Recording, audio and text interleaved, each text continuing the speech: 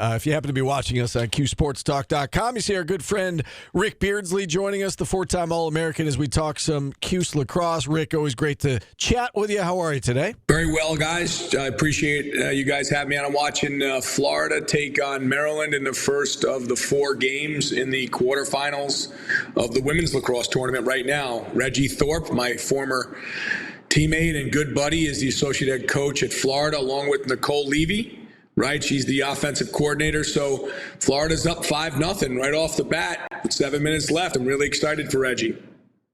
Yeah, excellent. And, exciting time of year. The ladies, SU ladies, taking on Yale today at 2:30 for the right to go to the Final Four. Rick, what is this time of year like for the players? You obviously lived it where, you go through school's over, semester's over, even for the seniors, graduations in the past. It's all about lacrosse. It's all about, trying to get to Memorial Day weekend, trying to win a national championship. What has this week been like for the players? Can you kind of put us in their shoes? Well, we used to get a week off because you would get a bye if you were a top 4 team, and we were traditionally always a top 4 team, so we always had a bye in the first round, and then Coach Simmons and Coach Desko would pick up a local team. You usually played like STX Lacrosse Club with Max Rose's dad and a few other guys that were living local, Paul Gate at the time. And then we would, that would be a feisty little scrimmage on a Thursday afternoon. And to be frank with you, it was weird the first time I did it. And then I obviously got accustomed to it. It was basically practice in the morning. Coach Simmons did one thing that was very different, when he surprised a lot of the listeners. He ran us more in the playoffs. It was weird. I mean, he would really kill us with sprints. I think it was because of the weather change that we were going to encounter, right? A little colder in central New York, going down to hotter places with more humidity. He was worried about that. But we had practice, ate lunch together, usually had a couple guys played golf, or we'd have a barbecue at somebody's house, usually at one of our the full scholarship guys' houses, because we had a lot of money on our cards. We would go to the good food store and buy cases of chicken and shrimp. And basically, guys, we would live it up. And then, the festivities at night were the festivities at night. So, but it was a great time of year. Let's be honest. How blessed are my teammates and myself to have competed in 4 Final Fours and been in 4 straight playoff appearances. And we're hoping that the Orange can get themselves right back in after Sunday at noon. Yeah, and a win Sunday, and Syracuse lacrosse is right back where it belongs on Memorial Day weekend.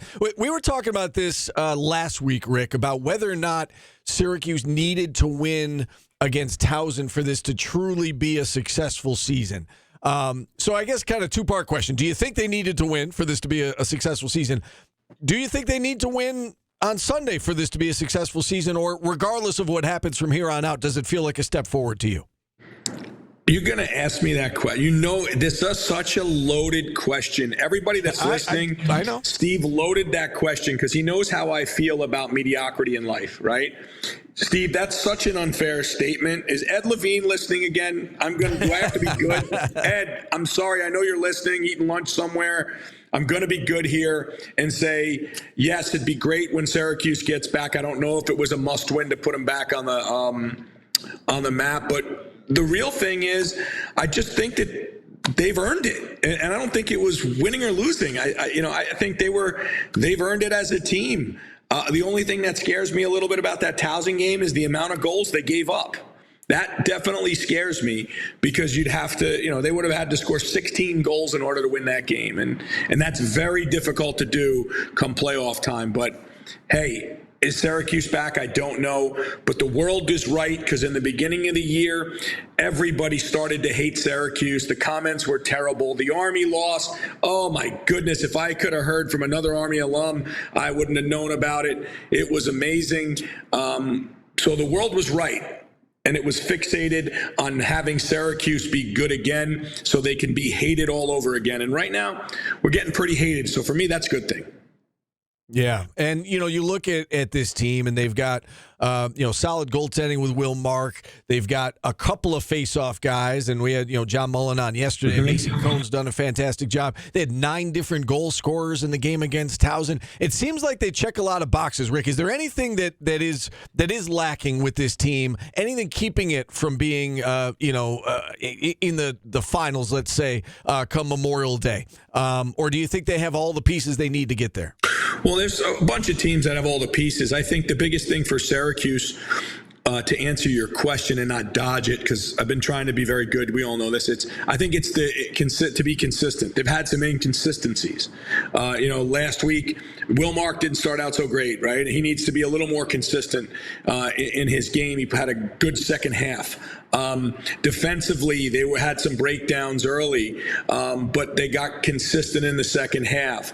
I think really this team is about having consistency during the course of 4 quarters. And when Syracuse does that, we have seen they are very unstoppable. Now, you could say, well, Rick, if every team's consistent, they would win.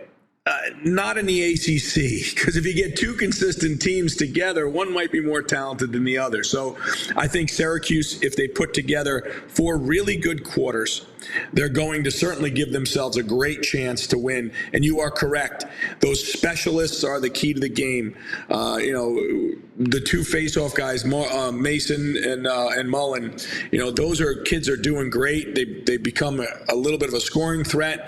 And 9 different scorers. And hey, man, everybody's been down on 22, I think, and I've never been down on him. Guy had a great game. Kid does a lot more than people see, and finally they saw it again, and hopefully maybe he'll get a little more credit moving into the quarters.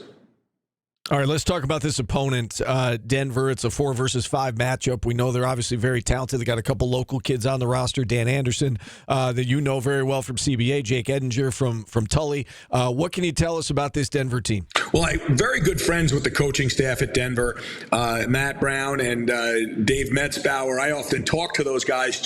They call me in the office around lunchtime when they want to get a laugh. I mean, that's, I guess, what I've come to in life. I give Division I coaches a good laugh for 20 minutes, but they are a team that comes at you with a million different offensive sets. They are a team that when they put 4 quarters together, they're really good. Defensively, they're that traditional, still Bill Tierney defense where they slide early and create the ball movement. Obviously, they're very athletic.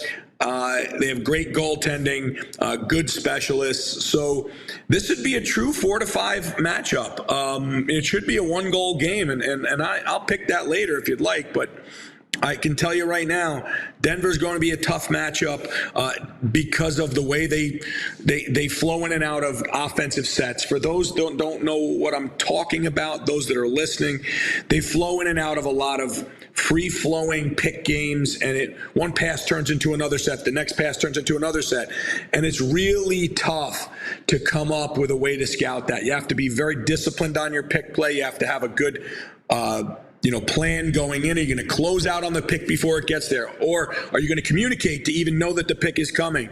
So, and of course, a lot of Canadians, a lot of box guys, and a lot of great shooters that Wilmark's going to see in front of him, coming at him starting at 12 o'clock on Sunday down there in Towson, of which I will be probably going to. Our youngest daughter, Vivi's got a tryout down there. I think Tori and I will scoot down with her. Angela will stay here in the Jers, and we'll maybe watch that game live. All right. Well, we got to get to the prediction. We're running out of time here. Who wins and why? What does this game come down to on Sunday? Well, I think that game, like I said, the word that I've said 1,000 times is consistency. I think, and obviously I'm going to go with Syracuse. That's where my heart's at, and that's what I'm pulling for.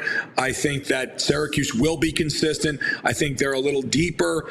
I think the biggest thing will be who controls the ball and who shoots well, and I think Syracuse has that edge. So I'm predicting Syracuse in a 11-10 game.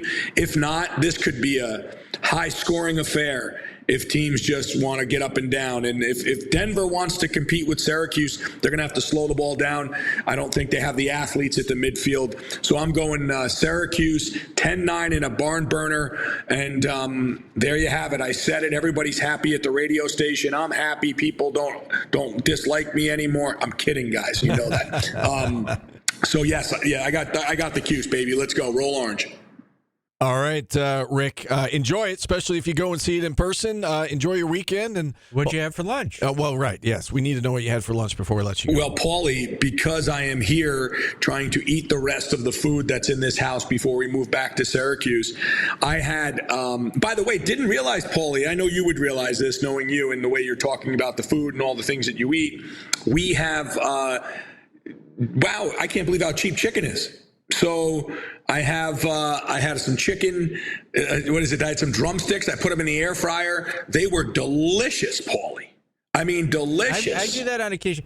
Thighs and drumsticks in the air fryer are amazing. Let's be honest. The dark meat is so much better. You really can't overcook it either. So, like a guy like me, I mean, I'm a pretty good cook. Let's be honest. You know, I'm half Italian, half German. I got the best of both worlds here.